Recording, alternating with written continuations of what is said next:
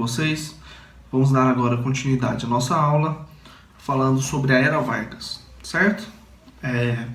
Então, a Era Vargas ela vai ter um início de 1930 e ela vai até 1945.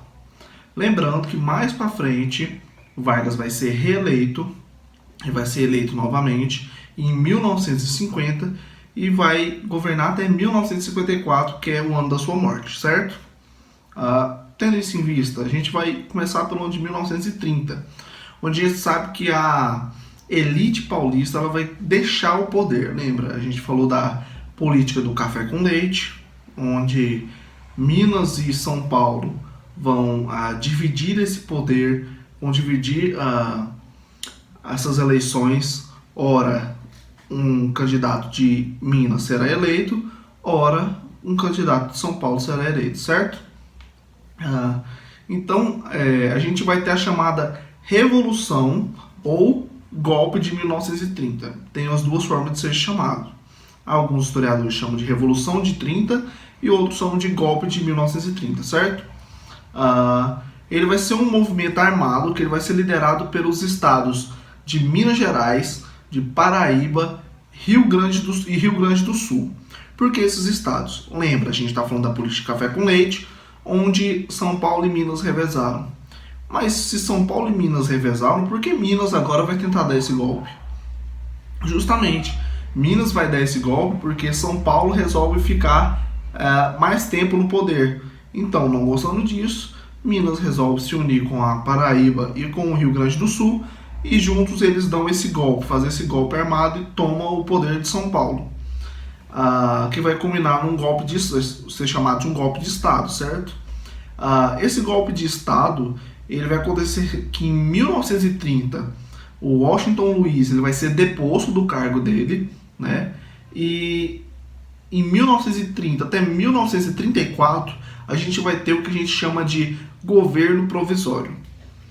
Esse governo provisório, já no governo de Getúlio Vargas, esse governo provisório ele vai promulgar a Constituição de 1934, certo?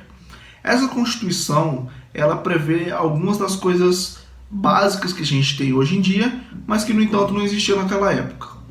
As principais delas são: primeiro, o voto feminino; segundo, a justiça eleitoral vai ser criada; as primeiras leis trabalhistas vão começar a ser criadas também, e o concurso público.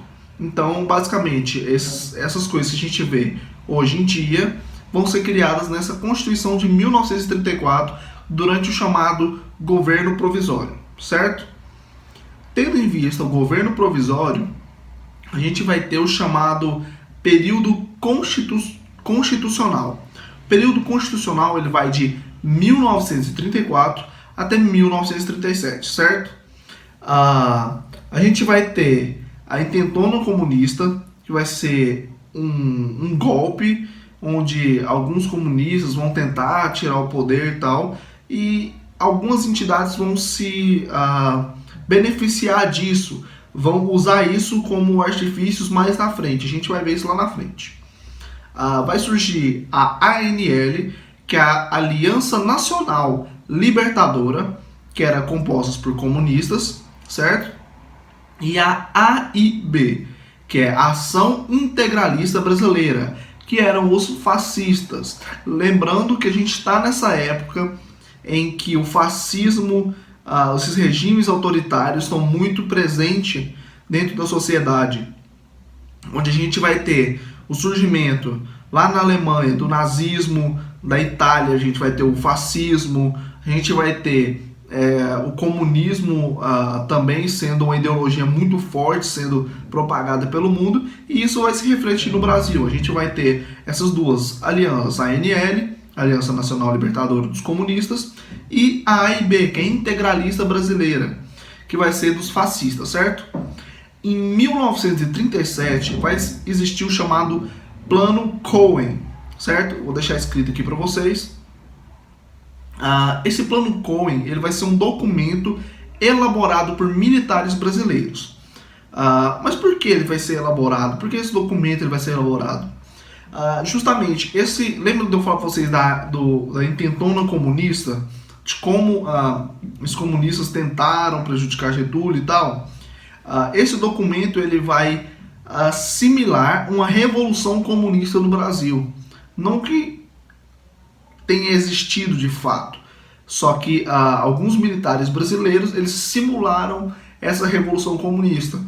E nisso vai se justificar um golpe de Estado, ou seja, o Plano Cohen nada mais é do que um álibi, do que um motivo, uma justificativa para se dar um golpe de Estado, certo? Existe um documento falando que os comunistas querem tomar o poder. Nossa, o que vamos fazer? Vamos fazer um golpe de Estado para proteger, assim, o nosso país e entre outras coisas. Então, o que faz? Com esse golpe de Estado, de 1937 até 1945, é surgido o Estado Novo, ou ditadura Vargas, como algumas pessoas chamam. Basicamente, é uma justificativa que Getúlio usa para conseguir ficar mais tempo no poder. Então, Getúlio Vargas, a partir desse momento, ele dá-se um golpe de Estado e continua mais tempo no poder. Lembrando, ele ia ficar de 1934 até 38, só que em 37 acontece isso, ele dá esse golpe de Estado e vai até 45. Então, basicamente, a gente vai ter no Brasil essa nacionalidade fechada, onde vai estar mais ou menos parecido com os países lá da Europa, e que por final, após a Segunda Guerra Mundial, após o final da Segunda Guerra Mundial, o Estado Novo ele vai cair e a gente vai voltar a ter o pluripartidarismo, ou seja, vários partidos podendo disputar. Então aqui um resumo básico para vocês sobre o que foi a Era Vargas.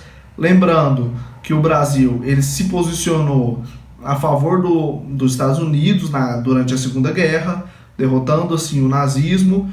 Enfim, apesar de ter uma linha muito parecida ali com o fascismo e tal, ele não se uniu a esse fascismo, certo?